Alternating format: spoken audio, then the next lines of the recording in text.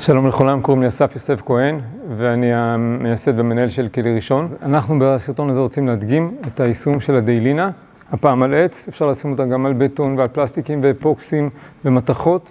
אנחנו הפעם נעבוד על עץ, העץ הזה שיש לנו כאן הוא אחד העצים הרכים יותר בתעשיית העץ ובהיר. עץ שנקרא צפצפה או פופלר באנגלית. אנחנו מיישמים את הדיילינה, בדיוק כמו שמיישמים את הלדיקוד עם non-woven pad, הסקוץ' הלבן הזה, רק שפה אין צורך הרבה, והדיילינה יש אהבה קשה, היא זורמת והיא נותנת בקלות לעבוד איתה, אבל בהגדרה היא שאהבה קשה. הדיילינה, כמו הלדיקוד, מאושרת למגע עם מזון, אין בה שום אספקט של רעילות, ומבחינת איכות הגימוש שהיא נותנת, כנראה מהטובים בעולם, אם לא הטוב ביותר. אין הרבה שאבות שמקנות עמידות גם למים רותחים, והדיילינה יודעת לעשות את זה. כמו הלדיקוד, גם הדיילינה מבוססת על אותו חומר שמייצר פולימר שאותו גילינו במחקר באוניברסיטה, שהוא מאפשר יצירת פולימר גם בקצב מהיר מאוד וגם מבחינת איכות החוזק של הפולימר בדרגות שטובות יותר מכל הפולימר המחירים שאנחנו השווינו אליהם. ועכשיו נראה איך אנחנו עובדים ומיישמים. כשנפתח את הדיילינה, אני רוצה עוד פעם לשמוע, כמו בלדיקוד, את אותו צליל של פאפ, של פתיחת מכסה בוואקום, ככה זה יוצא מחדר ייצור. כזה. ככה היא נראית כשהיא מגיעה בקופסה. היא לא נוזלית, לא אורכה, שאהבה קשה, והיא מאוד מאוד נוחה לעבודה. אז אני לוקח את הסקוץ' ה-non-woven pen הזה, אני עובד עם אחד כזה שלא מלטש את העץ, אני תמיד מעדיף שכל הליטושים יעשו לפני הגימור ולא לאחר מכן.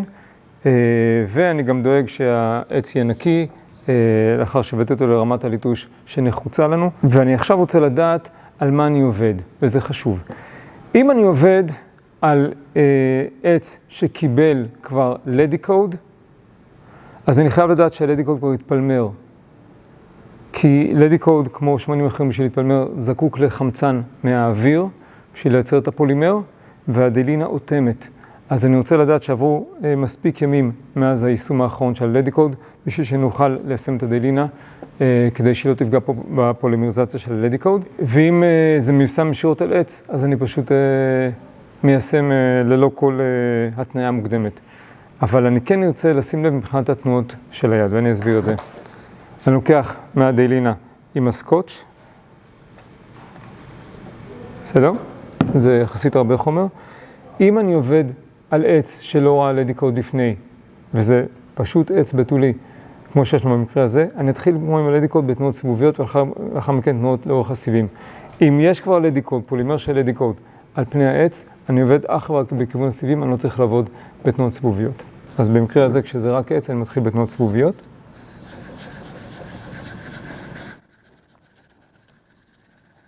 השינוי של הגוון שהדיילינה מעניקה לעץ הוא ברמה המינימלית מכל הגימורים האלה מהסוג שלה. גם הלדיקוד מאוד מאוד עדין על הגוון של העץ, וגם עצים כהים מאוד עדיין ישמרו על הטקסטורה וההבדל בין הטבעות והסיבים של העץ, גם בלדיקוד וגם הדיילינה. אני חושב שאתם יכולים לראות פה כמה השינוי בגוון העץ הוא עדין, ויחד עם זה היא עדיין מקפיצה את הסיבים של העץ.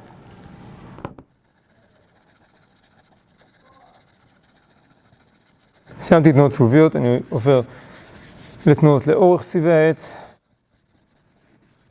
זהו.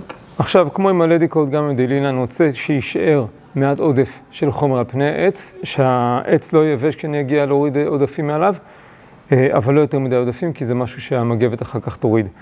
נקודה נוספת, זה שבדיילינה אני ממתין פחות זמן בהשוואה ללדיקוד. פה אני ממתין בערך 30 דקות מתחילת היישום, לא מסיום היישום, אלא מתחילת היישום, 30 דקות, ואז מגיע להוריד עודפים.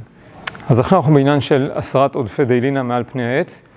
אנחנו נעשה את זה כמו עם הלדיקוד, רק על ידי מגבת אמבטיה, ולא שום אפשרות אחרת, כי מגבת אמבטיה יודעת להוריד 100% מהעודפים מעל פני העץ. ההמתנה היא המתנה של 25-30 דקות, אם חם מאוד ויבש מאוד אפשר גם להמתין טיפה פחות, ואנחנו כמו עם הלדיקוד נרצה לראות שפני השטח לא רק שמבשים, אלא שהמגבת לא נצבעת בעודפים שאנחנו מורידים מהעץ. אז הנה המגבת, ואני מתחיל להוריד עודפי דיילינה מעל פני העץ.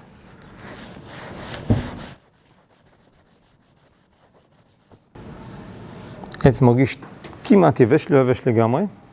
אני טיפה מסובב את המגבת בשביל לעבוד עם אזור חדש.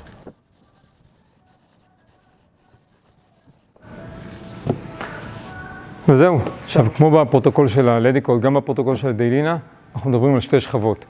אבל יש מקומות שאנחנו יותר מקלים בעניין הדיילינה, כי היא סמיכה יותר, ונגיד במצב שמיישמים גימור על מדף של ספרים שלא אמור לקבל כוסות קפה רותחות, אנחנו הרבה פעמים מתירים ומאפשרים לעבוד גם עם שכבה אחת, זה בסדר. בתנאי שהעץ עצמו הוא לא עץ במצב פיזיולוגי ששותה הרבה חומר. אם העץ הוא תקין, חדש יחסית, מדפי ספרים יוכלו לקבל שכבה אחת, זה בסדר. לשים לב אבל בבקשה, שכשיש מוצרים שהם ברמת אתגור מאוד מאוד גבוהה, למשל ספסלי מקלחת, מדפים במקלחת, שם אנחנו מקפידים על 2 שכבות לדיקוד, פולימריזציה ו2 שכבות של דיילינה, עם פרוטוקול מלא של כל אחת מהשכבות. זהו לבינתיים, בשורות טובות, להתראות.